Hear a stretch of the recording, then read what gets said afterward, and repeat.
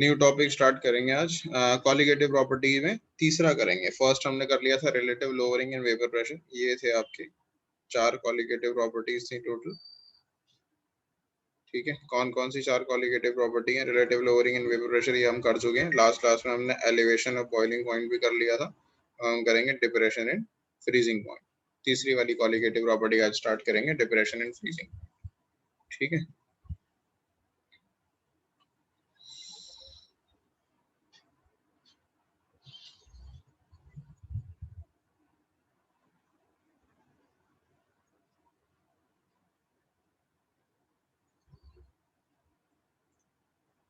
देखो पहले समझाने से पहले मैं आपको बता देता हूँ फ्रीजिंग पॉइंट क्या होता है। सिंपल वर्ड्स में तो फ्रीजिंग पॉइंट आप सबको पता है क्या होता है, कि जिस टेम्परेचर पे सॉलिड लिक्विड जो है वो सॉलिड में टर्न होना शुरू हो जाता है, बेसिकली उस टेम्परेचर को फ्रीजिंग पॉइंट कहते हैं। ठीक है, लिक्विड सॉलिड में टर्न। लेकिन टेक्निकल डेफिनेशन क्या है फ्रीजिंग पॉइंट की? देखो मैं बहुत सिंपल तरीका समझाता हूँ टेक्निकल डेफिनेशन। एक कंटेनर है, समझ लो इसमें है वाटर। ठीक है, ये क्लोज्ड कंटेनर है। आपको पता है वाटर अगर क्लोज कंटेनर में अगर उसे हीट ना भी करो तब भी इवापोरेट होता है ना, थोड़ा थोड़ा, वो धीरे होता है लेकिन इवापोरेट तो तब भी होता है। तो इसके वेपर्स इसमें बनेंगे ही, और अगर वेपर्स बनेंगे तो वाटर का कुछ ना कुछ वेपर प्रेशर होगा। यहाँ पे वाटर का कुछ ना कुछ वेपर प्रेशर होगा। ठीक है, सिमिलरली एक और कंटेनर ले लेते हैं हम यहाँ पे। इस कंटेनर में कुछ आइस क्यूब्स हैं। ठीक है, वाटर ही है लेकिन आइस की फॉर्म में है। Let's say it is filled with ice cubes. So this was water and this is what? Ice. Now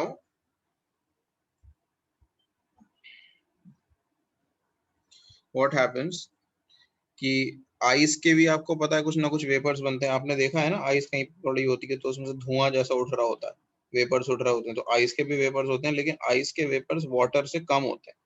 water में से ज्यादा वेपर निकलेंगे ऑब्वियसली, क्योंकि वो हायर टेम्परेचर पे है। तो वाटर में से वेपर ज्यादा निकलेंगे, आइस में से वेपर्स थोड़े से कम निकलेंगे।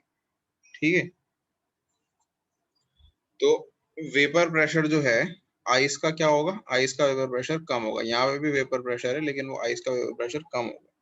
ठीक है, कम वेपर्स बनेंगे क्योंकि इट इज कोल्डर। अब तुम इस चीज का टेम्परेचर डिक्रीज करना शुरू कर देते हो।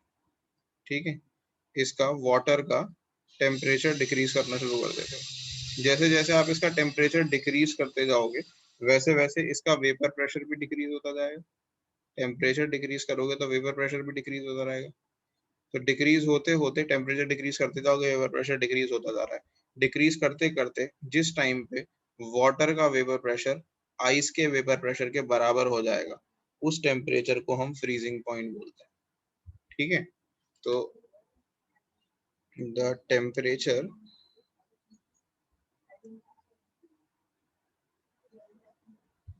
at which vapor pressure of a liquid becomes equal to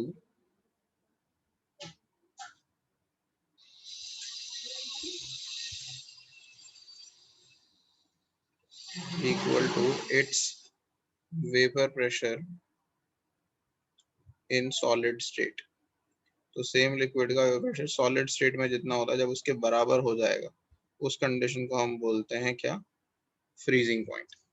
ठीक है, तो ये बात जरा ध्यान से याद रखें। अब इस चीज के अंदर हम अगर नॉन वॉलेटाइल सोल्यूट मिला देते हैं तो ये फ्रीजिंग पॉइंट डिक्रीज हो जाता है, क्योंकि नॉन वॉलेटाइल सोल्यूट मिलाने से वेपर प्रेशर कम होता है। तो it will take even longer to get to the vapour pressure of ice. तो what happens is when a non-volatile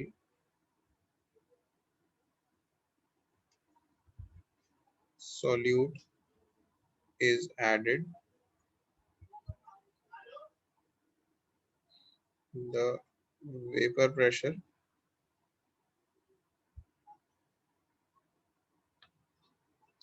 decreases। ये वेपर प्रेशर जो है ये और कम हो जाएगा, this vapour pressure will decrease further.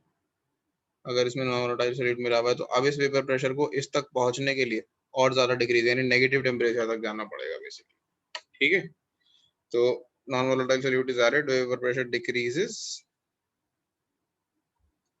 thus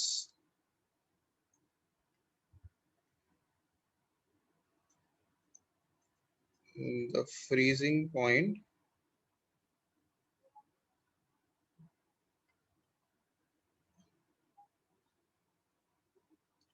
also decreases,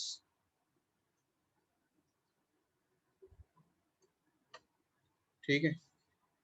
तो freezing point भी डिक्रीज हो जाता है, और फ्रीजिंग पॉइंट कितना डिक्रीज होगा, जितना ज्यादा आप वेपर प्रेशर डिक्रीज करोगे उतना ही, जितना ज्यादा आप सोल्यूट ऐड करोगे, ठीक है। The decrease in freezing point basically, the depression in freezing point, जो इतना भी कम हुआ है ये डिप्रेशन इन फ्रीजिंग पॉइंट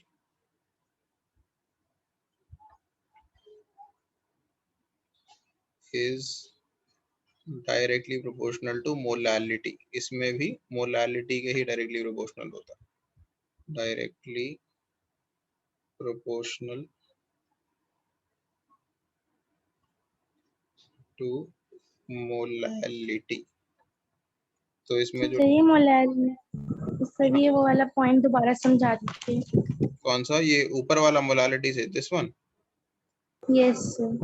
देखिए, जब वाटर के अंदर मैं वो मिला दूंगा, क्या कहते हैं, सॉल्ट मिला दूंगा, ठीक है, तो उसका जो फ्रोजन वाटर का फ्रीजिंग पॉइंट होगा ना, वो फर्दर डिक्रीज हो जाएगा, और ज्यादा डिक्रीज हो जाएगा, ठीक है। तो अब वाटर के फ्रीजिंग पॉइंट को वाटर के वेपर प्रेशर को उस लोअर प्रेशर तक पहुंचने के लिए और ज्यादा टेम्परेचर घटाना पड़ेगा। बेसिकली करना क्या होता है, देखो, लिक्विड वाटर है यहाँ पर और फ्रोजन वाटर है यहाँ पर, ठीक है। लिक्विड वाटर के या सॉलिड वाटर बोल लेते हैं फ्रोजन वाटर की जगह, तो इसके वेपर प्रेशर को डिक्रीज करके सॉलिड के वेपर प्रेशर के बराबर करना होता है, ठीक है। अब अगर ये वेपर प्रेशर जो है सॉलिड वाला, ये और ज्यादा डिक्रीज हो जाए, तो अब इस तक पहुंचने के लिए टेम्परेचर को और ज्यादा घटाना पड़ेगा कि नहीं। Yes sir. तो वही चीज होती है। अब देखो, इसे मैं तुम्हें एक तरीके से और समझाता हूँ, थोड़ा और सिंप्लीफाई करके।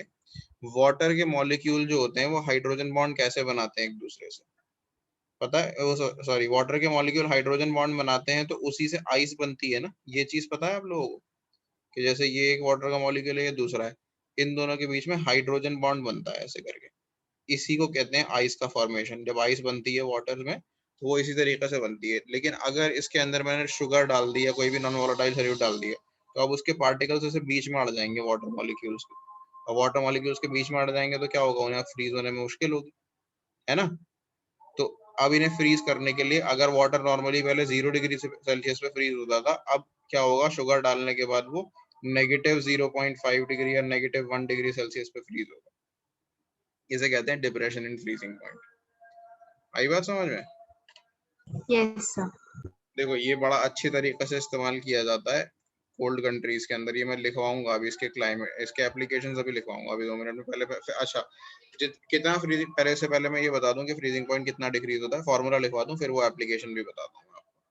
तो फ्रीजिंग पॉइंट डिप्रेशन जो होता है वो डायरेक्टली प्रोपोर्शनल होता है मोलालिटी ऑफ सोल्यूशन के, मोलालिटी ऑफ सोल्यूशन, यानी जितना ज्यादा तुम सोल्यूट डालोगे उतना ही फ्रीजिंग पॉइंट डिप्रेशन होगा। तो delta TF is directly proportional to molality of solution, ठीक है। अब यहाँ पे अगर हम delta T F equal to का साइन लगाएं तो यहाँ प्रोपोर्शनलिटी कांस्टेंट आता है के एफ, जैसे बॉइलिंग पॉइंट के अंदर के बी आया था, इसमें के एफ आता है और मोलालिटी आ जाएगी। तो ये फॉर्मूला बन जाता है। के एफ को क्या बोलते हैं, के एफ को बोलते हैं molal depression constant, molal depression constant,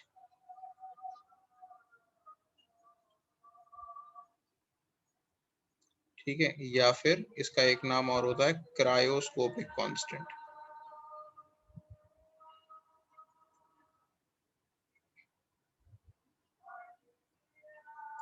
ठीक है। तो ये इसके दो नाम है, मोलल डिप्रेशन कांस्टेंट और क्रायोस्कोपिक कांस्टेंट। अब इसी फॉर्मूला को अगर मैं ओपन करके लिखूंगा थोड़ा सा, तो डेल्टा टी एफ क्या है? डिप्रेशन है ना फ्रीजिंग पॉइंट में, यानी प्योर का ज्यादा था, प्योर लिक्विड का फ्रीजिंग पॉइंट ज्यादा था और मिलाने के बाद कम हो गया। तो डेल्टा टी एफ नॉट क्या है? प्योर लिक्विड, और टी एफ है सोल्यूशन का फ्रीजिंग पॉइंट। के एफ वही आ गया। मोलालिटी का फॉर्मूला ओपन करेंगे, mass of solute upon molar mass of solute into mass of solvent in kilogram.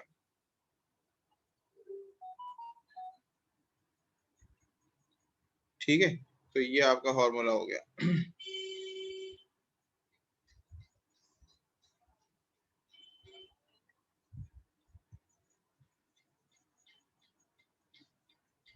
अब देखो इसका एप्लीकेशन कहाँ पर होता है।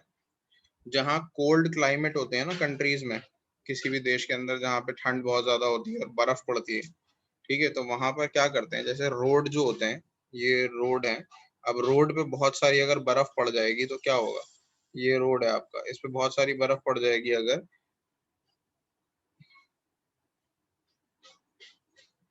ठीक है, अगर इसके ऊपर बर्फ पड़ गई और उस बर्फ पे पड़ने से क्या होगा? वो बर्फ पिघलेगी।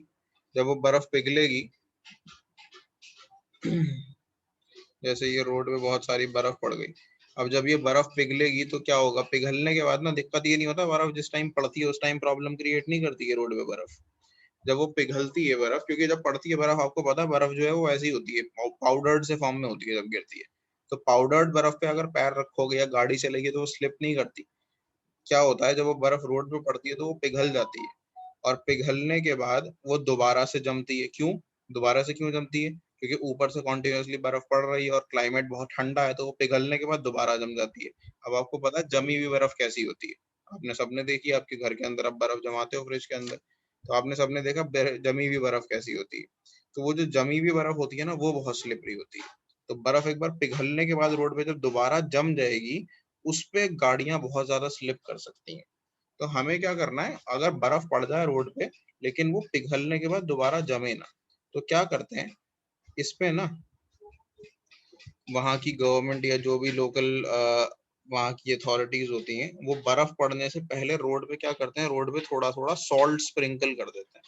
ठीक है, रोड पे मैं ऐसे बना देता हूँ, ऐसे सॉल्ट स्प्रिंकल कर देते हैं, सॉल्ट छिड़क देते हैं रोड के ऊपर। अब सॉल्ट छिड़कने से रोड पे क्या होता है कि जब बर्फ पड़ती है इसके ऊपर, जब बर्फ पड़ती है सॉल्ट के ऊपर और बर्फ पिघलती है, पिघलने के बाद उस बर्फ के अंदर ये सॉल्ट मिल जाता है। ठीक है, बर्फ पिघलने के बाद बर्फ में सॉल्ट मिल जाता है, और सॉल्ट मिलने की वजह से बर्फ का जो फ्रीजिंग पॉइंट होता है वो डिप्रेस हो जाता है। ठीक है, फ्रीजिंग पॉइंट जो होता है वो क्या हो जाता है? और कम हो जाता है। तो वो बर्फ पिघल तो जाएगी लेकिन वापस जमेगी नहीं, वापस जमने की जगह वो बह जाएगी आसपास की नालियों के अंदर। ठीक है, तो बर्फ पड़ेगी, पिघलेगी और साइड में बह जाएगी, और उसके बाद उनको थोड़ा टाइम मिल जाएगा जो ऊपर पड़ी हुई बर्फ है उसे क्लीन करने का क्रेन वगैरह से। ठीक है, तो वापस जमती नहीं है बर्फ। तो ये फायदा होता है सॉल्ट स्प्रिंकल करने का। तो ये डिप्रेशन फ्रीजिंग पॉइंट यानी कॉलिगेटिव प्रॉपर्टी का जो ये कॉन्सेप्ट है, इसी को यूज किया जाता है। एक चीज और करी जाती है, जैसे बहुत ज्यादा ठंडे क्लाइमेट्स में क्या होता है, गाड़ियों के अंदर जो पेट्रोल पड़ा हुआ होता है ना, गाड़ियों के अंदर जो पेट्रोल या इंजन ऑयल होता है वो जम जाता है कई बार। ठीक है, तो क्या करते हैं, उसके अंदर पेट्रोल में एक चीज मिलाई जाती है जिसे कहते हैं एंटी फ्रीज। ठीक है, क्या कहते हैं? Anti freeze. तो एंटी फ्रीज एक टाइप का नॉन वॉलेटाइल सोल्यूट होता है जो पेट्रोल में मिक्स हो सकता है। ठीक है, पेट्रोल में नॉन वॉलेटाइल सोल्यूट मिक्स कर देते हैं, उससे पेट्रोल का फ्रीजिंग पॉइंट कम हो जाता है। तो अगर पेट्रोल नॉर्मली जितने भी डिग्री पे फ्रीज होना था, अब वो उससे लोअर टेम्परेचर पे फ्रीज होगा। तो सर्दियों के अंदर पेट्रोल जो है टैंक में या इंजन ऑयल फ्रीज नहीं होता। तो एंटी फ्रीज बेसिकली एक टाइप का नॉन वॉलेटाइल सोल्यूट होता है जो ऐड किया जाता है। ठीक है, तो ये दोनों चीजें मैं आपको लिखवा देता हूँ एक बार। तो इसके एप्लीकेशंस में हम लिख लेंगे ये चीज।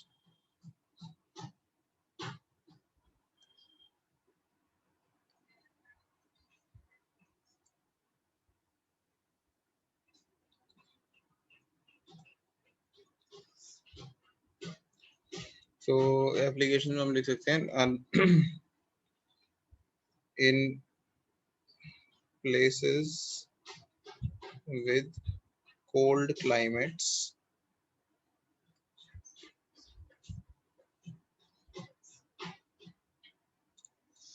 an antifreeze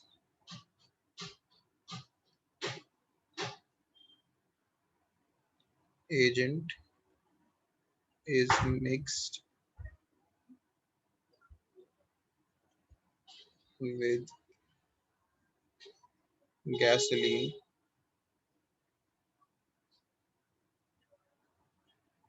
to prevent its freezing in the tank.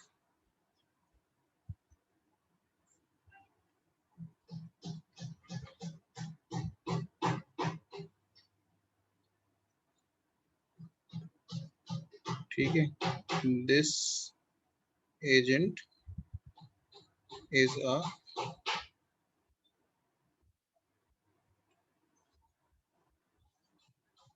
non-volatile solute soluble in gasoline. Specific भी अगर आप देखना चाहो क्या होता है तो आप देख सकते हो। ठीक है जी। तो ये हो गया एप्लीकेशन में पहला। दूसरा, salt is sprinkled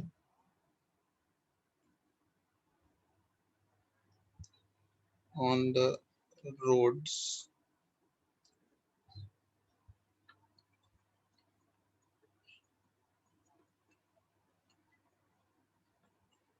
before a snowfall.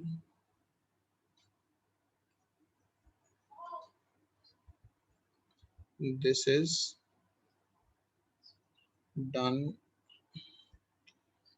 to decrease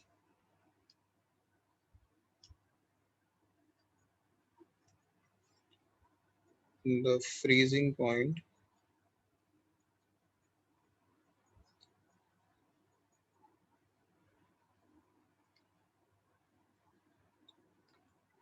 of molten snow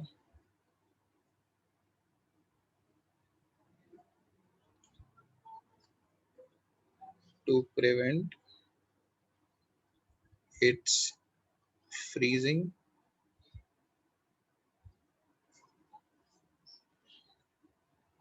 resulting in slippery roads.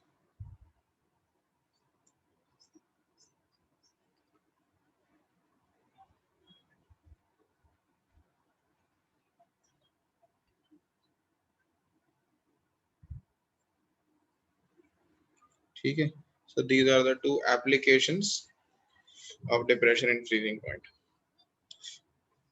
अब कुछ क्वेश्चन देख लेते हैं, किसी को कुछ पूछना है इस टॉपिक पे तो पूछ लो, नहीं तो फिर एक क्वेश्चन करते हैं इसमें।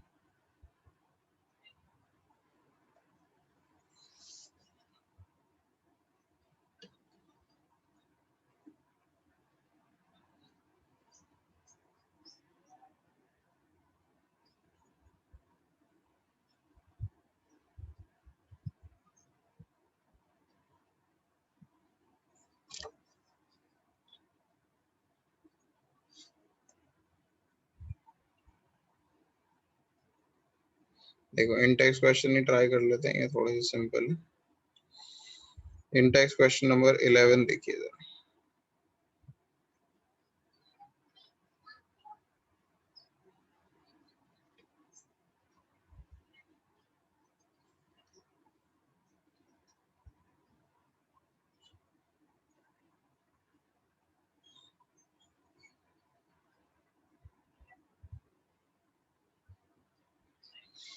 हाँ जी, तो क्वेश्चन नंबर 11 क्या है? Calculate the mass of ascorbic acid, यानी विटामिन सी जिसे बोलते हैं, फॉर्मूला दे रखा है आपको C6H8O6 to be dissolved in 75 gram of acetic acid to lower its sorry ये तो मेल्टिंग पॉइंट, हाँ मेल्टिंग पॉइंट, ठीक है, वो मेल्टिंग पॉइंट फ्रीजिंग पॉइंट बात एक ही है, क्योंकि मेल्ट जितने टेम्परेचर पे होता है उतने पे फ्रीज होता है। Lower it's melting point by 1.5 degree Celsius. ठीक है, तो अगर मेल्टिंग पॉइंट दे रखा हो तो भी बात सेम है, कंफ्यूज मत होना, क्योंकि जिस टेम्परेचर पे मेल्ट होती है उसी पे फ्रीज होती है कोई चीज। तो ये हो गया आपका इन टेक्स्ट क्वेश्चन।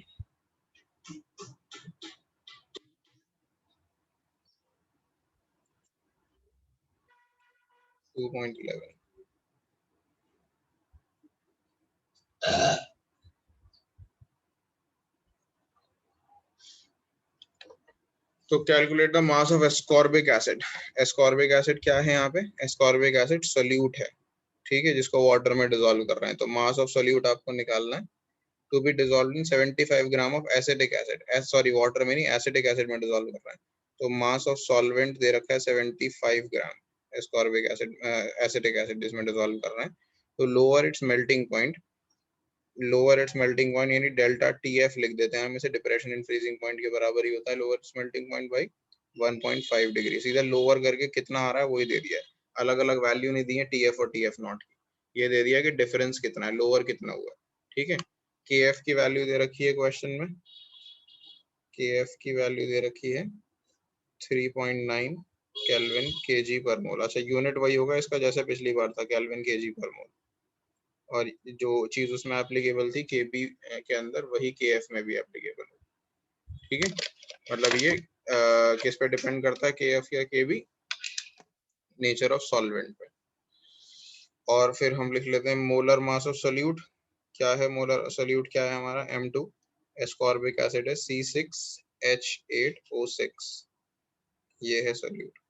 तो C6 हो गया 72 प्लस 8 प्लस 96, इसका मोलर मास हो गया 80 प्लस 96 176 आ गया। ठीक है, ग्राम पर मोल।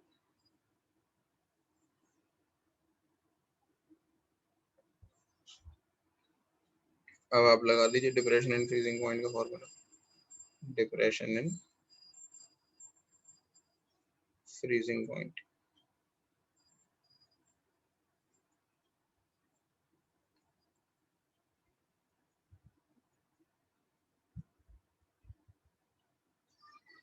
तो delta TF is equals to KF, molality का फॉर्मूला W2 अपॉन में M2, W1 इन किलोग्राम, और क्योंकि ये किलोग्राम में नहीं ग्राम में दे रखा है तो मैं ऊपर 1000 लगा लेता हूँ। तो डेल्टा टीएफ आपको 1.5 दे रखा है। अच्छा चेंज जो है उसे चेंज वो मत करना केल्विन में कन्वर्ट, क्योंकि 1.5 डिग्री सेल्सियस जो है वो 1.5 केल्विन के बराबर ही होगा इस केस में, क्योंकि ये चेंज है।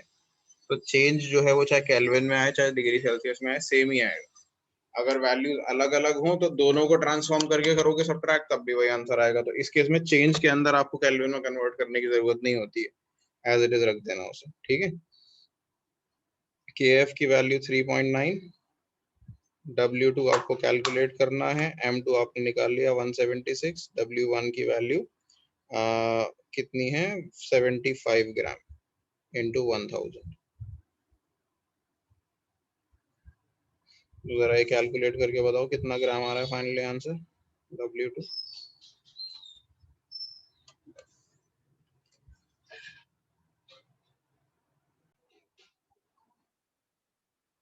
तो इसका आंसर आ गया 5.707 ग्राम्स, और इन टेक्स्ट क्वेश्चन 2.11 आपका हो गया। अब जो हमारे 4 कॉलिगेटिव प्रॉपर्टीज थी उसमें से 3 हो गई हैं आपकी, डिप्रेशन एंड फ्रीजिंग पॉइंट भी हो गया। अच्छा इसका ग्राफ रह गया, सॉरी तो इसका ग्राफ और बना देता हूँ, graphical representation of depression and freezing point.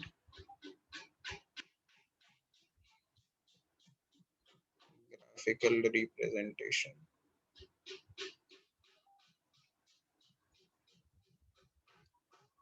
of depression in freezing point।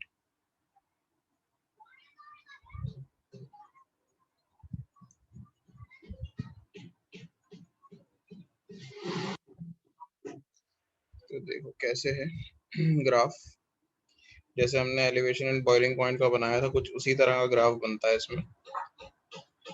आप एक्स एक्सिस पे लोगे टेम्परेचर, केल्विन में ले लो या फिर डिग्री सेल्सियस में ले लो, वाई एक्सिस पे लोगे वेपर प्रेशर, ये भी किसी भी यूनिट में ले लीजिए, पास्कल में ले लो, बार में ले लो, व्हाटएवर। ठीक है अब देखिए हम 2 लाइंस बनाएंगे, ये मैंने बताया था ये लाइंस बनाते हैं हम इस तरीके से इसके अंदर ऊपर से नीचे। अब इसके अंदर मैं दोनों 2 लाइंस जो बनाऊंगा वो ऊपर से नीचे आते हुए, क्योंकि मैं फ्रीज कर रहा हूँ तो टेम्परेचर को घटाने की कोशिश कर रहा हूँ मैं, तो मैं ग्राफ को यहाँ से बनाना शुरू करता हूँ। तो जैसे जैसे मैं नीचे की तरफ आता जा रहा हूँ, ठीक है, टेम्परेचर घटता जा रहा है उससे वेपर प्रेशर भी घटता जा रहा है। टेम्परेचर घट रहा है और उसकी वजह से वेपर प्रेशर भी घट रहा है। तो ये मान लो लाइन है सॉलिड, उसके लिए थोड़ा ऊपर से बनाते हैं। ये लाइन है लिक्विड सॉल्वेंट के लिए, यानी प्योर फॉर्म में जब सॉल्वेंट है, लिक्विड सॉल्वेंट, जब वो लिक्विड स्टेट में है। तो जैसे जैसे टेम्परेचर घटा रहा हूँ वैसे वैसे वेपर प्रेशर घट रहा है। ठीक है। अब एक चीज होती है कि जैसे ही लिक्विड सॉल्वेंट यानी वाटर के लिए मान लो लाइन, लिक्विड सॉल्वेंट क्या हो गया, वाटर के लिए लाइन है। जैसे ही वाटर फ्रीज होता है ना, फ्रीज होने के बाद उसका वेपर प्रेशर थोड़ा धीरे घटना शुरू हो जाता है। टेम्परेचर के साथ घटता तो है, अभी भी घटेगा टेम्परेचर के साथ। आइस के भी वेपर प्रेशर फर्दर घटेगा अगर टेम्परेचर घटाते जाओगे। देखो आइस को अगर आप थोड़ा गर्म एनवायरनमेंट के अंदर रखोगे तो देखना उसमें से वेपर्स उठते हुए दिखाई देंगे। लेकिन उसी आइस को आप बहुत ठंडे एनवायरनमेंट में रख दो, फ्रीजर के अंदर रख दो, तो उससे वेपर्स उठने वेपर्स उठने बंद हो जाएंगे। तो ये जो लाइन हो गई, ये हो गई सॉलिड सॉल्वेंट के लिए। ठीक है। तो अगर मैं पॉइंट एक हाईलाइट करूं तो ये स्पेसिफिक पॉइंट है ब्लू से जो मैं हाईलाइट कर रहा हूँ, यहाँ पर आके आइस वाटर जो है वो फ्रीज हो गया था आपका, लिक्विड सॉल्वेंट जो है वो यहाँ पर आके फ्रीज हो गया था। ठीक है। नाउ यही लाइन मैं ड्रॉ करता हूँ सॉल्यूशन के लिए। ठीक है। इसको थोड़ा सा मैं अलग, एक मिनट, थोड़ा सा हमें और फ्लैट बनाना पड़ेगा वरना क्लियरली दिखेगा नहीं।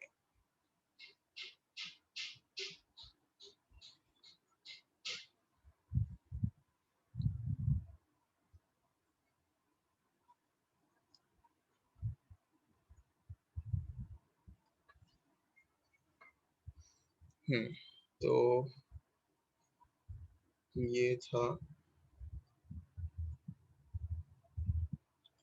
लिक्विड सॉल्वेंट के लिए, यानी वाटर के लिए मान लो, और फिर ये हो गया सॉलिड सॉल्वेंट के लिए, यानी आइस के लिए हो गई ये लाइन। और ये आपका फ्रीजिंग पॉइंट हो गया, इस पॉइंट पे फ्रीज हो गया है। तो इसको अगर मैं नीचे करूं ऐसे करके, तो मैं ये कह सकता हूँ कि this is the freezing point of pure water. ठीक है, विदाउट एनी सोल्यूशन। तो ये TF नॉट हो गया। अब मैं एक लाइन बनाता हूँ सॉल्यूशन के लिए। मैंने इसके अंदर शुगर डाल दी, तो शुगर डालने के बाद जब मैं लाइन बनाऊंगा ना, तो वो कुछ इस तरह की लाइन बनेगी। सॉल्यूशन की लाइन जो है वो कुछ इस तरह की बनेगी। ये हो गई सॉल्यूशन के लिए लाइन। ठीक है। तो सॉल्यूशन की लाइन देखो सॉलिड सॉल्वेंट को कहाँ टच कर रही है, यानी सॉलिड सॉल्वेंट के वेपर प्रेशर के बराबर कब हो रहा है सॉल्यूशन का प्रेशर, किस पॉइंट पे पहुंचकर हो रहा है, इस पॉइंट पर पहुंच। तो अब जो सॉल्यूशन है वो फ्रीज किस पॉइंट पे होगा, वो इस पॉइंट पे फ्रीज होगा। तो यानी कि ये क्या हो गया, ये हो गया आपका TF, freezing point of solution. TF not था फ्रीजिंग पॉइंट ऑफ सॉल्वेंट, और TF हो गया फ्रीजिंग पॉइंट ऑफ सॉल्यूशन। तो इनके बीच का जो गैप है, this particular gap is what, that is delta TF। ठीक है। This is your depression in freezing point. तो आई होप